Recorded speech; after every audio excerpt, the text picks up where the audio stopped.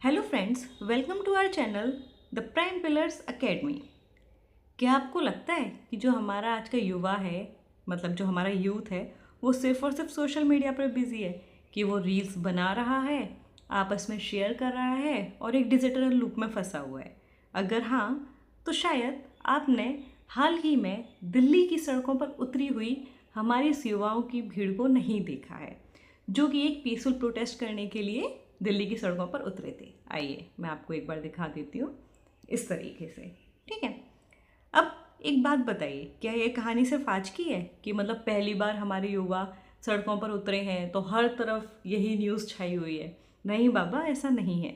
ऐसी चीज़ें पहले भी हो चुकी हैं। आज से करेक्ट 84 ईयर्स अगो, 84 साल पहले 1942 में भी हमारे युवाओं ने इसी तरीके से सड़कों पर आके अपना कंट्रीब्यूशन दिया था। अब 1942 में हुआ क्या था, ठीक है, उसके बारे में डिटेल में थोड़ा बाद में देखेंगे, पर बस अभी इतना जान लेते हैं कि 1942 में जब गांधी जी ने ब्रिटिशर्स के लिए उनके खिलाफ एक नारा दिया था कि ब्रिटिशर्स भारत छोड़ो, है ना, तब भी लाखों युवा सड़कों पर आ गए थे। इसी तरीके का नज़ारा हमें तब भी देखने को मिला था। आज के इस वीडियो में पता है हम क्या करने वाले हैं? हम इतिहास के उन्हीं पन्नों को, 1942 के पन्नों को आज की संवैधानिक लड़ाइयों से जोड़कर देखेंगे और ये देखेंगे कि 1942 था या 2026 है, तो आज क्या इसमें सिमिलैरिटी है या क्या कंट्रीब्यूशन ये लोग अपना रोल प्ले कर रहे हैं। ठीक है, इसीलिए हमारा टाइटल भी यही है, 1942 versus 2026, the DNA is same. आज भी वही जोश है, वही आत्मसम्मान है, हमारे युवा आज भी अपना कंट्रीब्यूशन दे रहे हैं। ठीक है, चलिए तो अब चलते हैं फ्लैशबैक में, है ना। अब आते हैं हम हमारे 1942 1942 वाले साल में। अब वहाँ पे हुआ क्या था? देखिए, वो वर्ल्ड वॉर सेकेंड का दौर चल रहा था, क्रिप्स मिशन फेल हुआ था।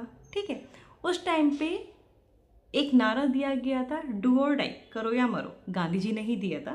ठीक है, अब जैसे ही ब्रिटिशर्स ने देखा कि इतना ज़्यादा पीक पर ये आंदोलन चल रहा है, उन्होंने क्या किया, अगली ही सुबह जितने भी लीडर्स थे ना, मेन उनको उठा लिया। ठीक है, और उस टाइम पर अब कमान कौन संभाले, क्योंकि सारे लीडर्स तो जेल में हैं। फिर उभर के आए हमारे यूथ, जिन्होंने इस पूरे के पूरे आंदोलन की कमान को संभाल लिया था। आइए देखते हैं, ये लाखों की भीड़ उस टाइम पे अपना कंट्रीब्यूशन दे रही थी। ये उस वक्त का द हिंदू का कट है।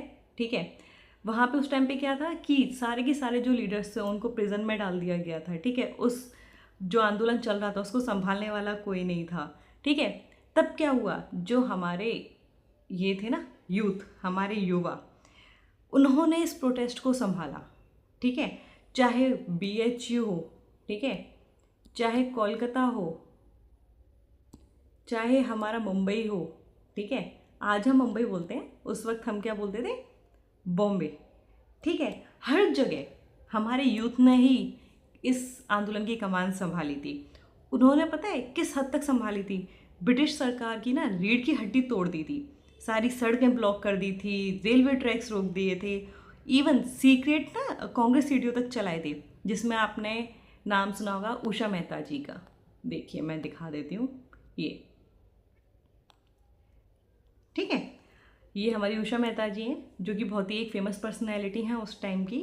जो सीक्रेट रेडियो चलते थे ना उस टाइम पे, इन्होंने उसको संभाला था।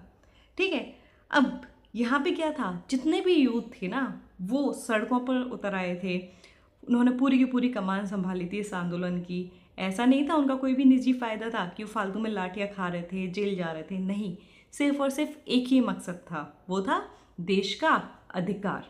ठीक है, अब चलिए वापस आते हैं हमारे 2026 में। ठीक है, अब क्या है, इस टाइम पे कोई भी विदेशी हुकूमत तो है नहीं है। ठीक है, हम क्या है, डेमोक्रेसी है, हम डेमोक्रेटिक कंट्री है, हमारा खुद का संविधान है, हम इंडिपेंडेंट है। ठीक है, अब क्या हुआ, जैसे ही हमारे युवाओं को लग रहा है ना कि उनके भविष्य या उनकी नौकरियां या उनके अधिकारों के साथ समझौता हो रहा है, तो वो शांत नहीं बैठ रहे हैं। वो आज भी सड़कों पर इसीलिए उतरे हैं क्योंकि उनको लग रहा है कि हमारा भविष्य खतरे में है, हमारी नौकरियां खतरे में है, हमारे अधिकारों के साथ समझौता हो रहा है। जैसे 1942 में ना वो ब्रिटिशर्स के अगेंस्ट में आए थे, सेम आज भी 2026 में वो सड़कों पर उतरे हैं, पीसफुल प्रोटेस्ट कर रहे हैं। क्यों? क्योंकि उनका सिर्फ एक ही कहना है, लोकतंत्र में जनता की आवाज़ को नज़रअंदाज नहीं किया जा सकता है। जब जब आप सिटीज़न को, ठीक है, नागरिक को नज़रअंदाज करोगे, हमारे युवा फिर सड़कों पर उतरेंगे। ठीक है, ये तो हमने जान लिया हमारे बेसिक को। ठीक है, अब हम क्या करते हैं, अब ये देखते हैं कि सड़क पर उतर आए, ये पीसफुल प्रोटेस्ट कर रहे हैं। ठीक है, तो क्या हमारा संविधान इसके बारे में कुछ बताता है? हमारे एग्जामिनेशन पॉइंट से अगर हम देखें तो ठीक है, ये हमारा कॉन्स्टिट्यूशन ऑफ इंडिया है। क्या राइट टू प्रोटेस्ट है कुछ इंडिया में ऐसा, है ना? मतलब क्या, मतलब ऐसे सड़कों पर उतर आना या संसद की तरफ मार्च करना, इसमें हमारा कोई कानूनन हक है? तो हाँ, जो हमारा आर्टिकल 19(1)(a है ना, यहाँ पर मैं दिखाती हूँ आपको। ठीक है, article 19 clause 1 sub clause A. ठीक है, इस आर्टिकल के तहत हमें फ्रीडम ऑफ स्पीच है। Article 19 clause 1 sub clause B, इसके तहत राइट टू असेंबल पीसफुली, इसका मतलब शांतिपूर्ण प्रदर्शन का अधिकार भी हमारे पास है।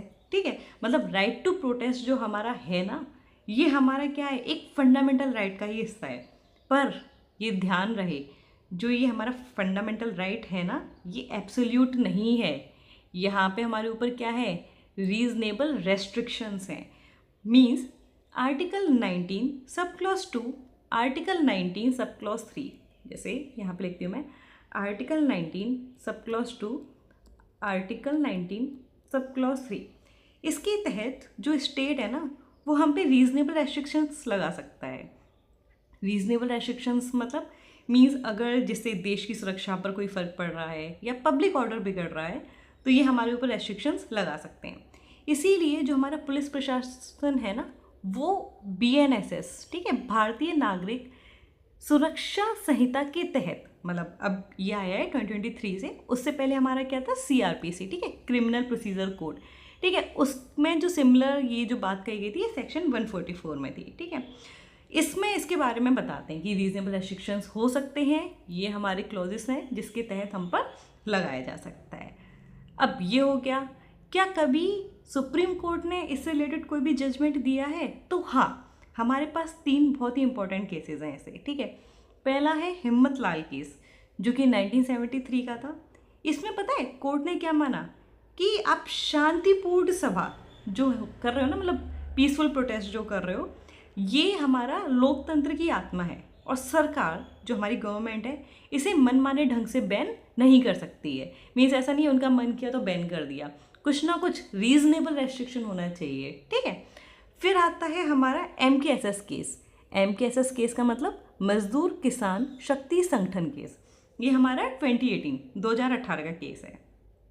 इसमें कहा गया जो जंतर मंतर है ना, ये प्रोटेस्ट साइट है, लेकिन जैसे संसद हो गया या सुप्रीम कोर्ट हो गया, मतलब ये जो हमारे हाई सिक्योरिटी जोन है ना, इससे आपको एक डिस्टेंस मेंटेन करना पड़ेगा। ऐसा नहीं है कि आप बिल्कुल संसद के पास चले जाओ या सुप्रीम कोर्ट में आप धरना दे दो, ऐसा नहीं है। ठीक है, जंतर मंतर हमारी प्रोटेस्ट साइट है।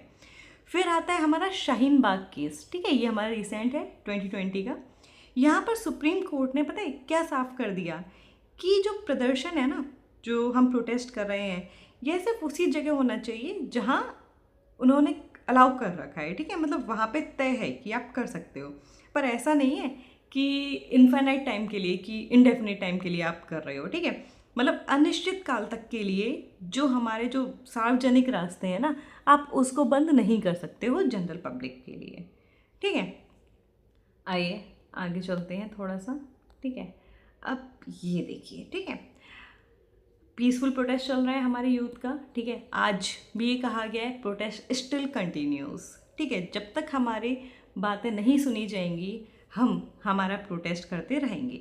यानी चाहे 1942 हो, जहाँ मकसद ब्रिटिश हुकूमत को हटाना हो, या 2026 मतलब 2026 में हमारी जिम्मेदारी है कि हम हमारी आवाज़ उठाएं।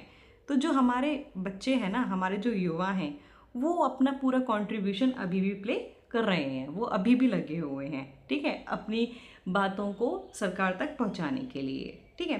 इतिहास गवाह है, जब जब देश का युवा जागा है ना, तब तब नीतियां बदली हैं।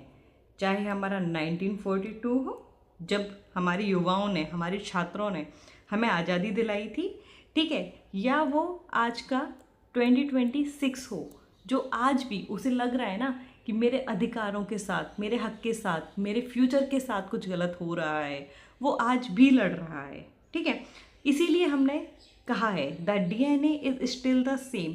जब जब आप हमारे अधिकारों के लिए, हमारे फ्यूचर के लिए, हमारी नौकरियों के लिए आप नहीं सुनेंगे, आप कुछ भी कदम नहीं लेंगे, तब तब हम प्रदर्शन करेंगे, तब तब हम सड़कों पर उतरेंगे।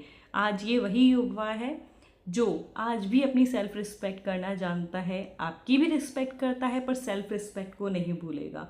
आज भी उनमें वही जोश है जो 1942 में हुआ करता था। इसीलिए हमारा युवा आज भी सड़कों पर उतरा हुआ है, ठीक है। अब क्या आपको ये लगता है कि राइट टू प्रोटेस्ट और पब्लिक ऑर्डर के बीच संतुलन बनाया जा रहा है या इसे बिगाड़ा जा रहा है? तो इसके लिए अपनी राय कमेंट्स में ज़रूर शेयर कीजिएगा, और अगर ये एनालिसिस आपको इन्फॉर्मेटिव लगी हो तो वीडियो को लाइक कीजिएगा, शेयर कीजिएगा एंड चैनल को भी सब्सक्राइब कीजिएगा। चलिए मिलते हैं फिर अगली वीडियो में। Thank you.